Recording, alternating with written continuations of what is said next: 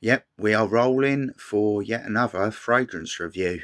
So it's been a while, kind of been flip flopping, as I say. I've put up about 100 videos now, it feels like that. Um, Generally, I do reviews of, well, clones and originals, and I would class these. I have mentioned this company in the past. They're called Jubilee Inspired Scents. I'm actually got three of them here. I thought I'd knock them all out in one video. Um, Long story short, I've used these before. This is the third time. Overall, they tend to favour doing takes or clones on discontinued fragrances, or ones that are very expensive and hard to find. Now, in terms of these three, obviously I've got the note like breakdown. Um, they are quite different, but yet that, or into my opinion, they smell very different. But the note breakdown, funnily enough, when I was reading over it just before starting the video, there's lots of notes in there that are very similar and familiar. So again, I have mentioned this before, like it's good to kind of know note breakdown and be able to smell notes, because again, you know, what I'm trying to hint at is like preference to smells and certain smell profiles. Like some people can't smell certain notes, other people notes are very pronounced. And then it obviously comes down to the quality of the fragrance and the house or brand that's making it. But overall, I will say, like, I'm going to individually review these, but I will say this company's a very good company. As far as I'm aware, they're British based. I've had no real complaints with any of the fragrances like the ones I'm going to review now. Obviously, there's pros and cons to it. But in the past, and as I say, well, as I've mentioned, there are other videos on my channel that are by this company, and they tended to be reviews for fragrances that they don't produce anymore. Like, for example, off the top of my head, Givenchy Play Intense. They don't make that anymore, and Gucci Homme 2, that was discontinued. And again, if you go on eBay and try and buy the originals, they're a lot of money. But anyway, so what we'll do, the first one is Fahrenheit, if I can find it. They have like a code, just to kind of give you an idea. They have a code on the front.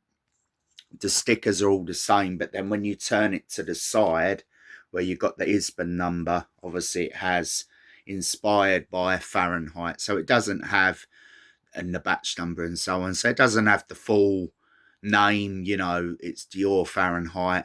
I do have, just also to add, I do have the EDP the Parfum version of Fahrenheit. And years ago, I smelt the EDT version, which is slightly different of Fahrenheit. So I can base this review very accurately. And then we'll get on to the others in a minute. So the note breakdown for this is the most extensive one I've seen for a while. But there you go. So the top notes are nutmeg, lavender. Hang on. There's so many notes, I've had to squeeze it into the box. Lavender, cedar, caramel, mandarin orange, hawthorn, sandalwood, lily of the valley, jasmine. That's just the top. The middle is made up of violet leaf, cedar again, nutmeg again, and then the base is made up of leather, vetiver, musk, amber, tonka and patchouli. So quite a lot. So I put 2 sprays on the skin, because again, I would normally do like 3, but as I'm, I don't want them to combine, and I'm going to obviously separate them. Not stupid. So 2 onto that hand. So straight off the top, you get a big burst of that kind of, and I know people say petrol, but for me it's more of like the violet leaves that come in. It's like a note that I really like. It's sort of like, it does have that petrol element to it, but it's like the leathery purple, if I was to describe it how I perceive it, the colour purple, sort of wintry, icy vibe to it. It's like a classic masculine scent. You do get the leather. Obviously, I'm just sort of breaking it down. Obviously, off the top, it's quite different. How it dries down, it doesn't change too much. But in my opinion, it's just a really pleasant, timeless, masculine scent. I would say all year round, like a signature scent. In terms of the quality of it, it's very close to both the Parfum and the EDT. So obviously, if you like them, you're going to like this. Really easy to wear. I just, again, there's nothing more I can say. If I was to rate it, I'd give it a 9 out of 10. It's very close to the originals in terms of the performance and longevity. The radiance for the first hour was excellent. You know, it's like a foot or two away, you could say. But one thing I will say, unlike, say, the originals, which has that effervescent push, a bit more power to it in general, the performance on the skin is decent. I would say for all of these, as with the other Jubilee inspired scents, it's like 6 to 8 hours, which is above average, or average, however you want to look at it. They're all EDPs, by the way, albeit, as I say, this is more of a clone of the EDT take of Fahrenheit, and then another one that I'll get onto in a moment is actually an EDP version of an EDT. So overall, yeah, 6 to 8 hours on the skin. The push is there for the first hour and sort of fades away, a bit like an EDT, but again, that is what it's based on. So yeah, Fahrenheit, or the Jubilee inspired take of Fahrenheit EDT, I'd give that a 9 out of 10. Put that down, 9 out of 10. So now we move on to 1Million Lucky, which again, or I should mention, is a discontinued fragrance by Paco Rabanne. I have done a review of that in terms of a sample, because obviously I was unable to buy a bottle. 1Million, most people find it a bit overly sweet and synthetic. This is actually quite different though, and even on the note breakdown it reads very different than what I expected. When I did the sample review, one thing I do remember, this was a long time ago, even though the initial hour or two it smells very nice, it's an EDT, it dies down to almost nothing within 3 to 4 hours. But again, as an EDT you could reapply it, but the fact that it's a discontinued fragrance, and or if you manage to track down a bottle of this 1Million Lucky, it's probably going to be quite expensive. So, you know, make of that what you will. So, note breakdown, 1Million Lucky. On the top, you've got plum, ozonic notes, grapefruit, bergamot. The middle is made up of hazelnut, honey, cedar, cashmere wood, orange blossom, and jasmine. And then the base is amberwood, patchouli, oak moss, and vetiver. So, quite nice. Sounds nice to me. So, again, do the 2 sprays onto this hand. Again, the effervescence, the initial blast is really nice. Again, I'm not saying that, you know, I've made that mistake, we all have. We just smell that initial, you go and buy the fragrance, it dies down to nothing. How I would describe this is nowhere near as sweet or synthetically sweet as the original Paco Rabanne. It does have that sweetness there. It's pleasant, no, it's kind of a bit of a mixture of fruity and floral, but different enough. And again, even now it surprises me. It's very different, in my opinion, to the normal Paco Rabanne 1Million. I know there's various flankers, like they've got oud and they've got an elixir and all of that. I've not smelt them, but in terms of this, I have owned a bottle of Paco Rabanne or 2 in the past, a Paco Rabanne 1Million. But this is nice. It's like, again, easily worn all year round. It's not anything special. In terms of being a clone or a take on the original, it's pretty much spot on from what I remember. The only issue with it is, unlike, say, with the Fahrenheit, as I've just mentioned, it's a 6 to 8 hour on the skin. This is, even though it's meant to be an EDP, it is like a like-for-like clone, in the sense of, on my skin at least, within 2 hours it's pretty much gone. But for the first 2 hours, it's very nice. It's radiant. It's very nice. It's a bit different.